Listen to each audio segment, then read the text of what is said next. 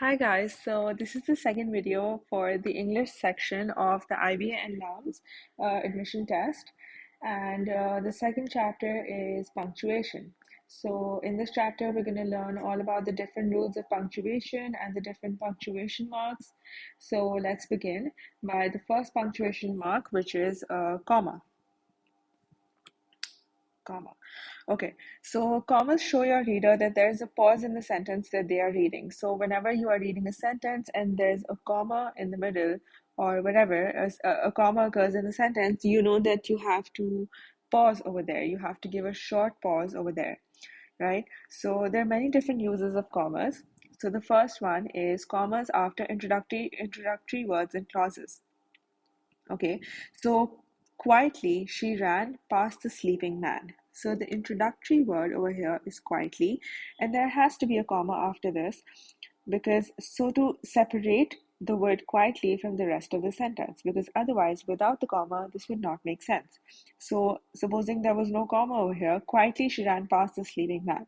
It's not making quite a lot of sense, but with the comma, we know that she ran quietly past the sleeping man. So, which is why commas are important after introductory words and clauses. So, quietly, comma, she ran past the sleeping man. Wow, comma, my sister came home from college. Number three, if I see your sister, I'll call you. Okay, so a comma is very necessary here because without a comma, it would be uh, the second sentence, for example, that would be, wow, my sister came home from college. All right, it's not showing any expression, it's not showing any sort of emotion, but with the comma, it sort of shows a bit of shock, maybe, because the word wow is separated from the rest of the sentence. And in the third one, it's if I see your sister, I'll call you. So, because of the comma, you know that one depends on the other. So, if I see your sister, I'll call you, right? So, calling you depends on seeing your sister, which is made obvious by the comma. Otherwise, it would not have been obvious. Okay, the second use of commas is commas with lists. Um, when you list three or more things, use commas between words. I would like grapes, comma, apples, and cookies. Are we having fish, comma, chicken or beef for dinner? So whenever you're writing down a list of items in a sentence, it is always important to separate the items using commas. And always remember, before the last item, there will be no comma, there will be the word and. Okay, so for example, if I want to say I like the colors blue, red, green, purple, and orange. Okay, so I separated all the items in the list with a comma, and before the last one, I did not add a comma, I added the word and. Okay, the third one is commas between multiple modifiers, adjectives, and adverbs. My new car ran quietly, quickly, and smoothly. Okay, so again, this is the same thing as the previous one. We're basically separating different items in a list, but those items over here are adjectives and adverbs, right?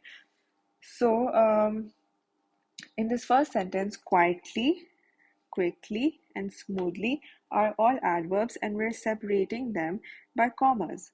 Okay, let's look at the second sentence. I love this warm, fuzzy, pink sweater. So, warm, fuzzy, and pink are all adjectives, and we're separating them using commas. It was a bright, sunny day. Okay, so bright and sunny are separated using commas. Remember the comma, the adding the commas and then the and. That rule only applies to when you're listing three or more things, which is why in this sentence you're only listing two things, bright and sunny. So you're just gonna add one comma between them. There's gonna be no and, right? Although you can say it was a bright and sunny day, that's correct too. But if we're talking about commas, you can write it was a bright, comma, sunny day. So another use of commas is using them with numbers. I'm sure all of you know about this. So any number is over 999, we use commas to separate the numbers, right? So we add commas after every three numbers. So I paid $3,500 for my new boat. So we're going to add a comma after the before the last three digits, which is 500. Before that, we're going to add a comma. The second one is the house is $600,000. So we're going to separate the digits by a comma. Another use of commas is using them with dates and addresses. So whenever you write a date, you're always going to write it like November 1, comma 2015, because without the comma, it is grammatically incorrect. The second one is I live in St. Paul, Minnesota.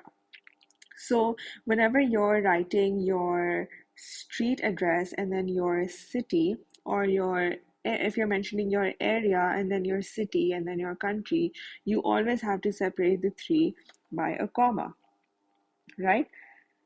Like this. Okay. So the third one is send the package to 5154 Smith Street, comma, Los Angeles, comma, California 92674. So it's very important to use commas when you're writing down dates and addresses. It's also very important to use commas with quotations. So whenever you are quoting someone's exact speech, you have to use quotation marks as well as a comma. Now, how is a comma used with quotation marks? Remember, always the comma always comes before the quotation marks, not after the quotation marks. All right, when you're beginning a quote, so my sister exclaimed, comma, quotation marks, you came home, quotation marks closed. So whenever you are about to begin a quote, you always have to add a comma before that, right? So my sister exclaimed, comma. Let's look at the second one. I missed you, comma, quotation marks closed, I said. So whenever you are ending a quote, and there's always and there's a sentence after that too, there's a part of a sentence after that too, you have to add a comma after the quotation mark ends. So I missed you, comma, quotation marks closed, I said. Okay, if the words I said were not here, then you could have written I missed you, full stop. But since the words I said are after the quotation, you have to add a comma over here. Okay, then you also use commas to join independent clauses. So we learned about independent and dependent clauses in the previous video. So when you join two independent clauses, use a comma and a coordinating conjunction. When you have two independent clauses joined only by a comma, it's called a comma splice. You should avoid comma splices.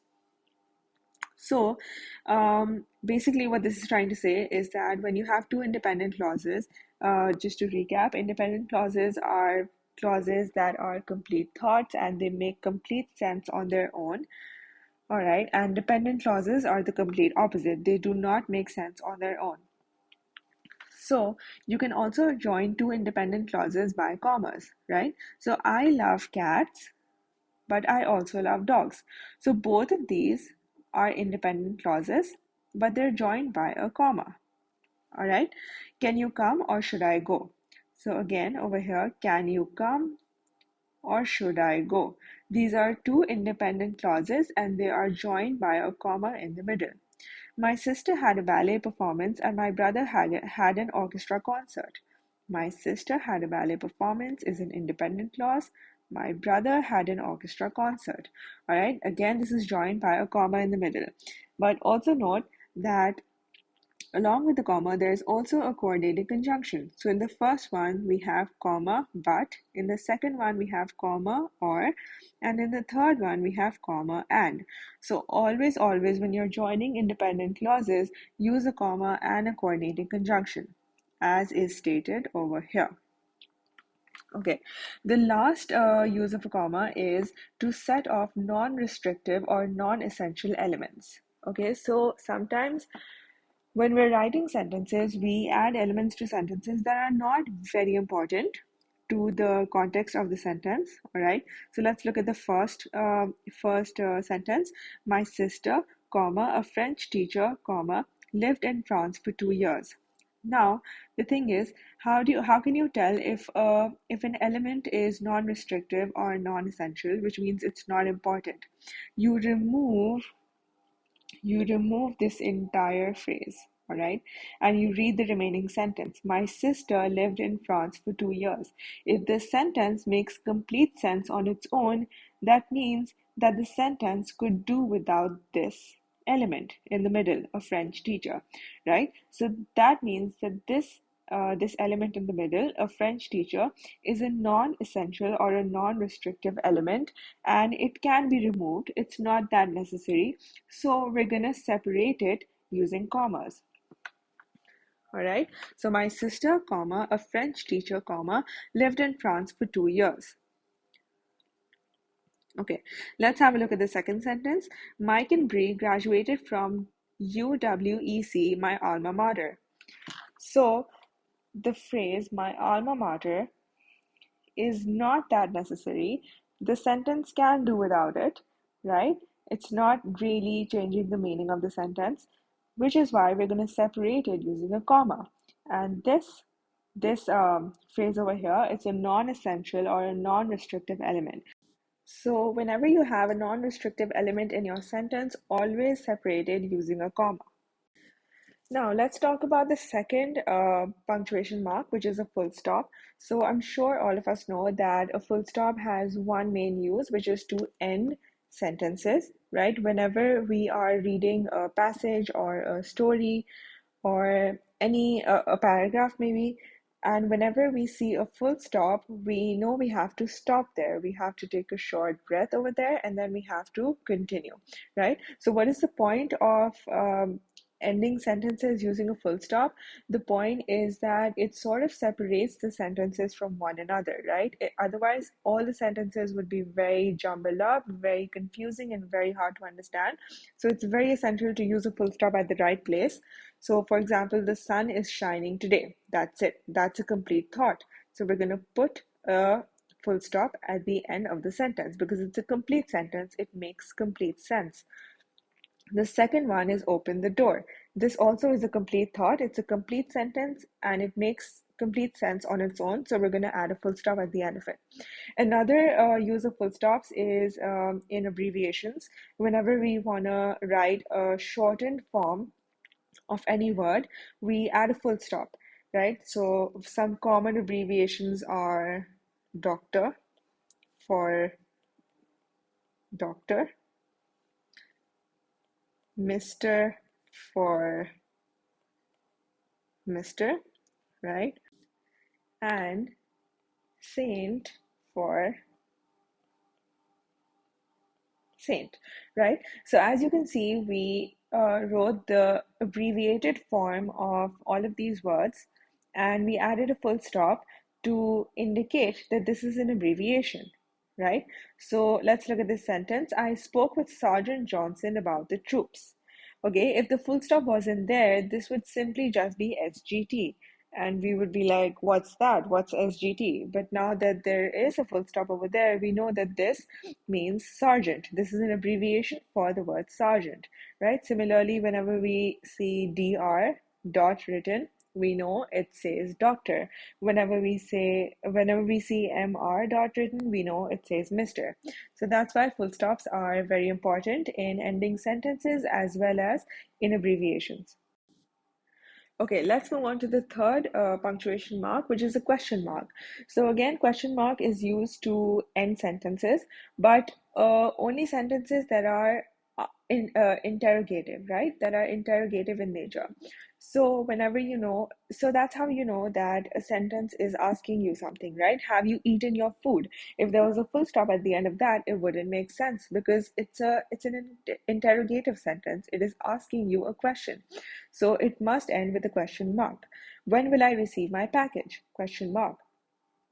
Okay, so question marks are used at the end of interrogative sentences.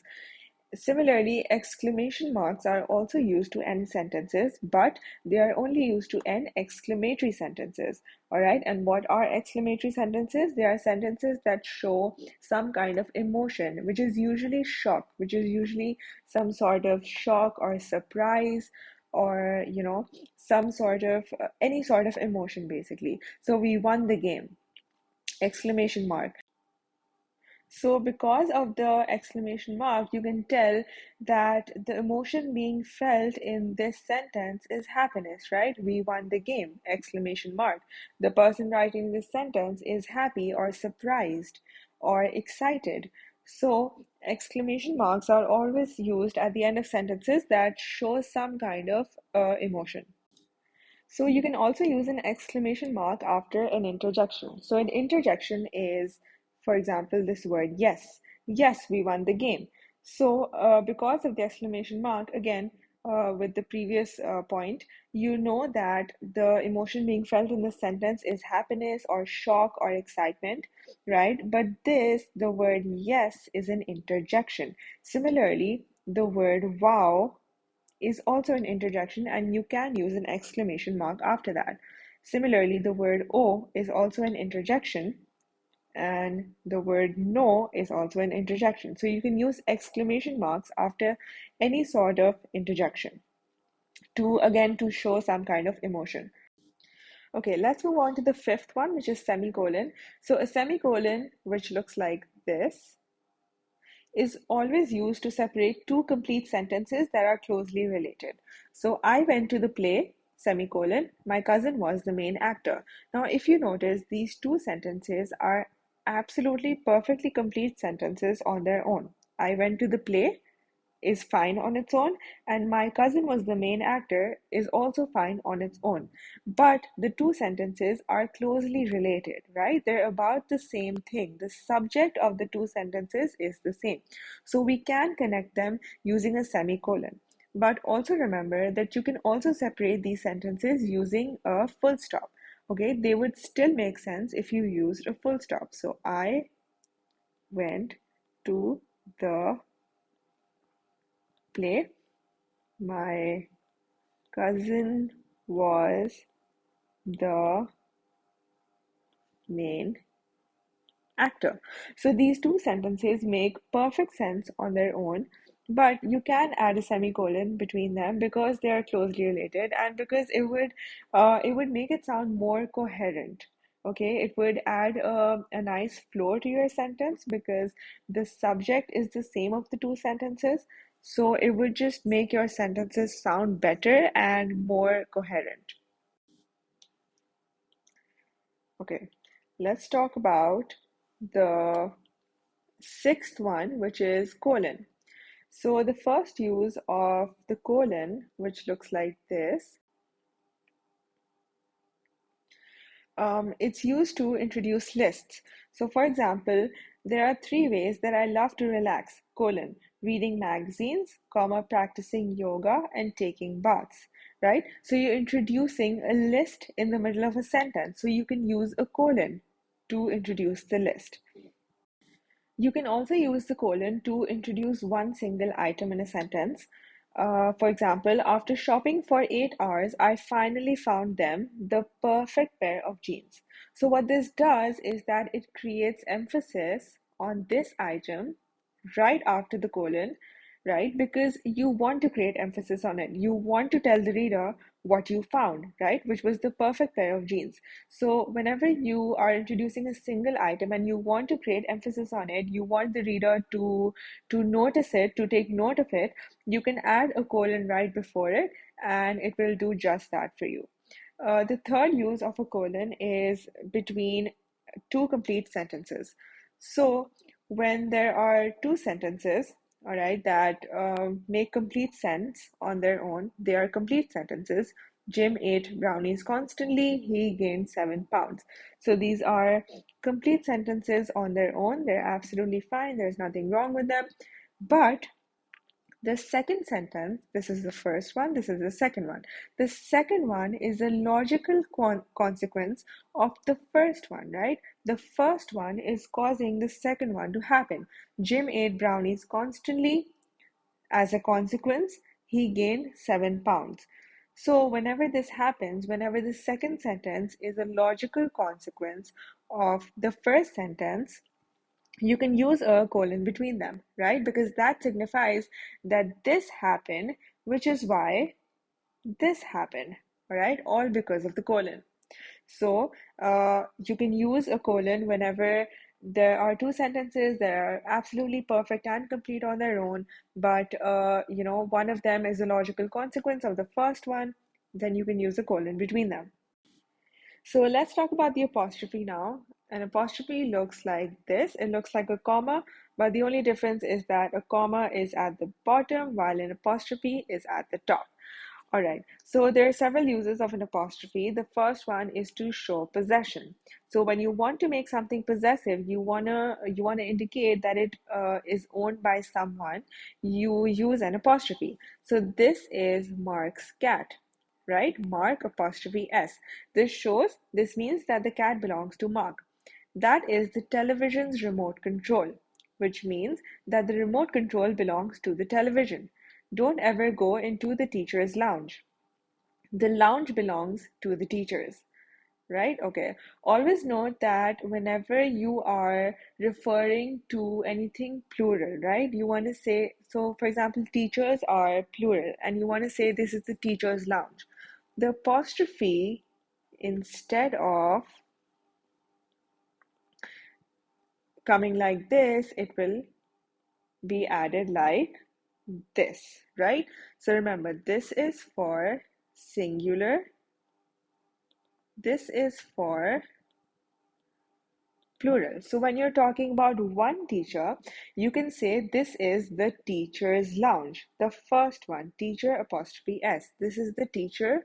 This is the teacher's lounge, right? But when you're talking about a number of teachers, not just one teacher, you want to say that this lounge belongs to many teachers, then you're going to have to use the second one, right? This is the teacher's lounge. The second one, teacher's apostrophe, right? This shows that you're talking about a number of teachers, not just one teacher. So apostrophes are also used to make contractions. Now, what are contractions? Contractions are, for example, your. Your is a contraction for the words you and are. So we combined the words you and are and we made the word your by adding an apostrophe in the middle, right? And similarly, there's their, which is they plus are. Then there is can't, which is a contraction for cannot. So you can use apostrophes to combine two words and make a contraction. So let's read these sentences. I can't stand the smell of bananas. It's already 5 o'clock. So over here we have two contractions. The first one is it, and the second one is o'clock, which means off the clock. The students shouldn't use cell phones in class. Shouldn't means should not. So apostrophes are also used to form contractions. And the third and last use of apostrophes is to form strange plurals. So whenever you want to make the lowercase letters plural, right? Supposing I'm giving you an instruction to dot the I's and cross the T's. I'm always going to write it like this. All right. I'm not going to say dot the I's and the T's. No, this is incorrect. I'm going to write it like this. Dot the I apostrophe S and cross the T apostrophe S. So we're finally on the last punctuation mark, which is quotation marks. So as the name suggests, quotation marks are used to quote someone's exact speech. When you want to write down something that someone said and you want to write it down exactly, you must put it inside quotation marks. The police officer said, comma, where are you going?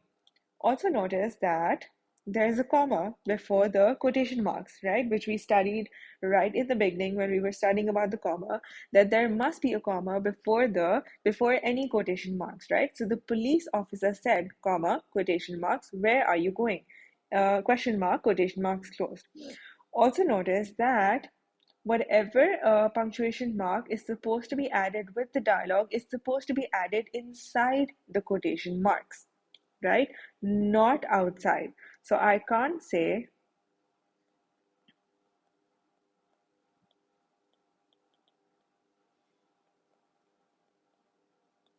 no, this is absolutely incorrect. Okay, this is grammatically incorrect. This is incorrect punctuation. Do not do that. So whenever you want to add any sort of exclamation mark, any sort of punctuation mark, whether it is a full stop, it is a comma, it is a question mark, it is an exclamation mark, whatever it is, it will go inside the quotation marks. It will not go outside the quotation marks. All right. And whenever you are quoting someone's exact speech, you must enclose it in quotation marks. The second one, I'm going to work. I replied. So let's look at the punctuation marks over here. Quotation marks. I'm going to work, comma, inside the quotation marks closed. I replied, full stop. All right. That's a complete sentence. Another use of quotation marks is when you're writing titles. All right, so whenever you want to write the title of a book or a magazine article or a chapter, a song, a poem, anything, any title, basically, you're always going to enclose it in quotation marks, okay? So for example, take the first one. Columbus is a great poem. Now, Columbus is the name of a poem, so it's going to go inside quotation marks, okay? I cannot write.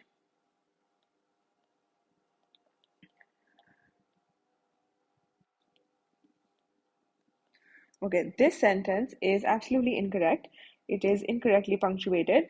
Okay, because over here you don't know whether Columbus is a poem or Columbus is a man or Columbus is an animal. You do not know that, okay? But once you put it in quotation marks, you know that Columbus is a piece of writing. It is a poem. It is some sort of writing that is being talked about, all right? And the title of that writing is Columbus. And so we're saying that Columbus is a great poem. Let's look at the second one. Our homework tonight is to read chapter 6, comma, quotation marks, the lovely rose garden, full stop inside the quotation marks and quotation marks closed. Over here, note that the comma is outside the quotation marks. The third one, Sydney sang the Star Spangled Banner at the football game. Again, this is a title, and so was this, the lovely rose garden. And whenever you want to write a title, it will go inside the quotation marks. All right, so let's look at a few examples. Number one is all of the people at the school, including the teachers and dash, were glad when summer break came. So notice that there's a comma before the word including, right? This is an extra clause, right, in the middle. Okay, because there's no other comma anywhere. So I'm sure there is supposed to be a comma over here, right? And what did we learn about commas? We learned that we enclose non-restrictive elements, non-restrictive elements using commas, right? So all of the people at the school, including the teachers and students. So we're going to see which of the options has a comma at the end, which is B, right? So let's put this back in here and see if it fits. And it totally does, right? And none of the other options actually fit, because if you add a colon over here after students, it's incorrect because there's no use of a colon over there, and there's no use of a semicolon either, right? And if it's just students without any punctuation mark, it's not going to make much sense, because this is a non-restrictive clause that is supposed to be enclosed in commas. So the correct answer is B. And let's read it once more. All of the people at the school, comma, including the teachers and students, comma, were glad when summer break came. So now it makes sense. With the comma, it makes sense. And you can tell that the clause in the middle, which is including the teachers and students, is non-essential. If it wasn't there, it wouldn't make much of a difference. The sentence would still mean the same thing. Okay, this is the second example. This is very straightforward. Who do you think will win the contest? So this is an interrogative sentence, right? And how do we know this is interrogative? Because of the word who, right? It's asking, who do you think will win the contest? So of course, it's going to end with a question mark. So the correct option is C. Okay, this is the third example. So we have to choose the sentence with the correct punctuation. So let's read the sentences one by one and decide which one is incorrectly punctuated. so that we can find out which one is correctly punctuated. All right. The first option is Ted and Janice, comma, who had been friends for years, comma, went on vacation together every summer.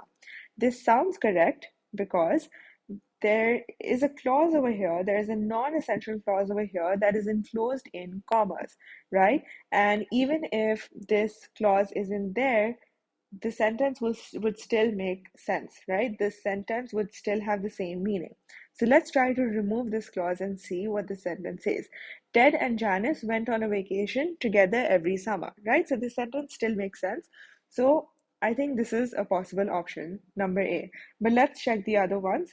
So B is Ted and Janice, comma, who had been friends for years, comma, went on vacation together, comma, every summer. So there are just too many commas in the sentence and it just does not make sense, right? You're not supposed to add so many commas in a sentence because it really like breaks the flow of the sentence and the sentence does not make sense anymore. Let's look at C. Ted, comma, and Janice, who had been friends for years, comma, went on vacation together every summer. So there's a comma over here after the word Ted, which is not necessary because, as you might recall, when you're listing down items in a sentence, firstly, the items should be three or more, right? These are just two. It's just Ted and Janice. So there's no need for a comma over here. And secondly, whenever you are listing items, they should, number one, be three or more. And all the items should be separated using a comma, but the last item, there should be an and before it, not a comma, right? So this is absolutely incorrect. This is incorrect punctuation. Although this comma is correct, but this one is not correct. Let's look at D. Ted and Janice, who had been friends for years, went on vacation together every summer. So there are no commas in this sentence, and it doesn't make much sense. Like it's not very coherent.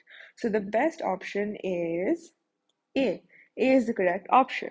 And like I said before, there is a non-restrictive element over here, which is who had been friends for years, which is enclosed in commas. So this is correctly punctuated. Okay, this is the fourth example. To dash, comma, and was on time for her math class. Okay, so clearly there is an introductory clause over here. Remember, we studied in the beginning that there must be a comma after an introductory clause, right? And they've already given the comma to us. So let's see the options. Everybody's surprise. Everybody, apostrophe S, surprise. Everybody's surprise. There's a space between every and buddy. Everybody's surprised. There is no apostrophe over here. And everybody's surprised. This is incorrect because everybody is not exactly plural, right? Everybody has a plural meaning, but it's not plural. So I think the first one makes sense, to everybody's surprise, because it's a contraction, right? So the apostrophe is only correctly used in the first option. So our answer is A. Okay, this is an interesting one. In Edgar Allan Poe's Dash, Edgar Allan Poe describes a man with a guilty conscience. All right, so there's supposed to be a title over here, right? So let's look at the options. Short story, comma, the telltale heart. All right, so clearly the telltale heart is the title of a short story. And what do we know about titles? We know that titles should always be enclosed in quotation marks, okay?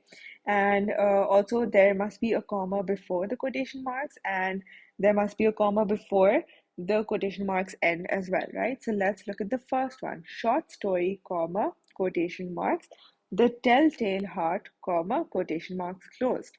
This seems correct.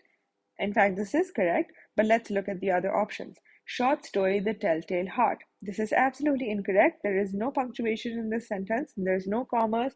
There are no quotation marks. And we know that a title must always be enclosed in quotation marks. So B is incorrect.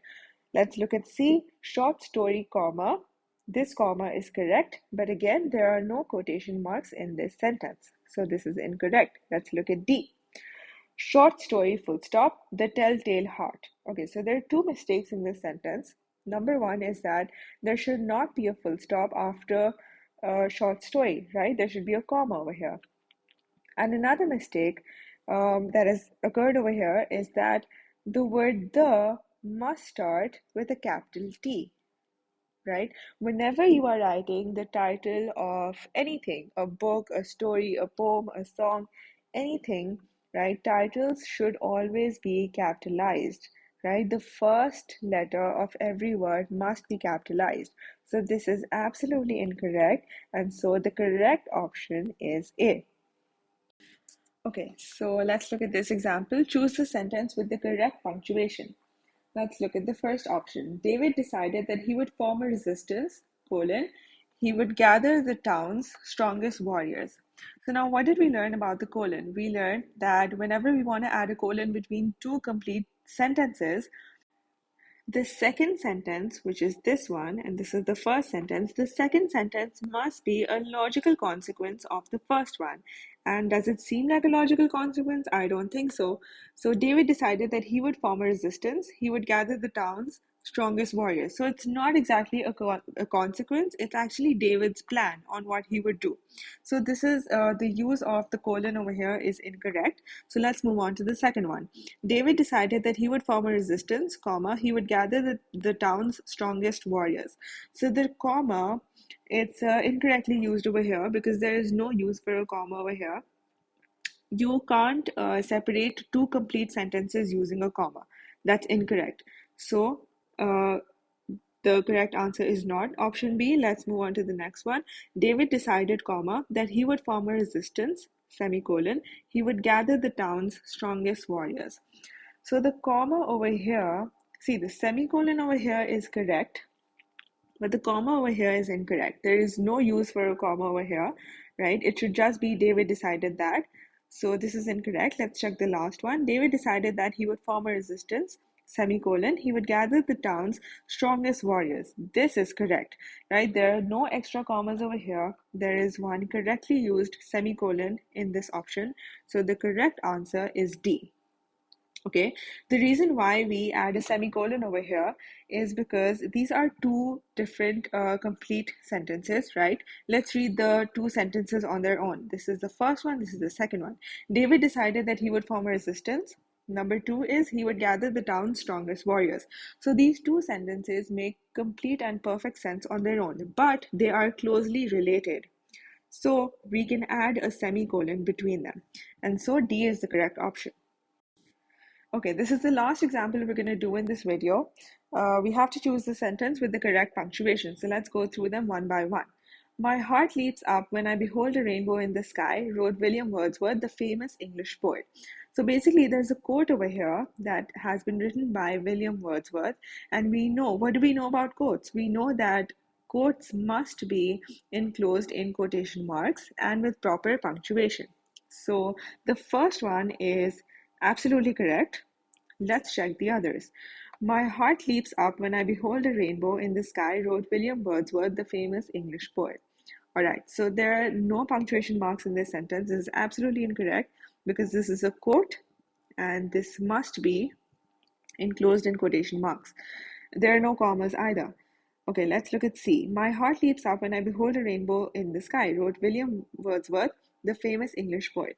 So there are quotation marks, but there's no comma. We know that there must be a comma before the quotation ends, right? Before the quotation marks end, and there isn't a comma here, so this is incorrect.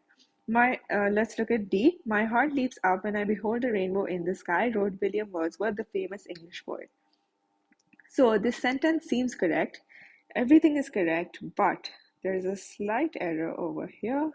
In fact, not a slight error, this is a major error. This is absolutely incorrect. I told you in this video that your punctuation marks should not come after your quotation marks. So this is also incorrect, and it's only the first one that is correct, right? Because over here, the quote is starting with quotation marks, and then there's a comma before the quotation marks, and then the quotation marks are closing over here. Wrote William Wordsworth, comma, the famous English poet.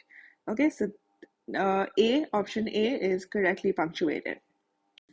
So this is the end of the second video, which was on punctuation. You're going to find the link to the worksheets, the practice worksheets, in the description box below. So make sure to attempt all of the questions in the worksheets, and the answer key is also there, so you can check your own answers.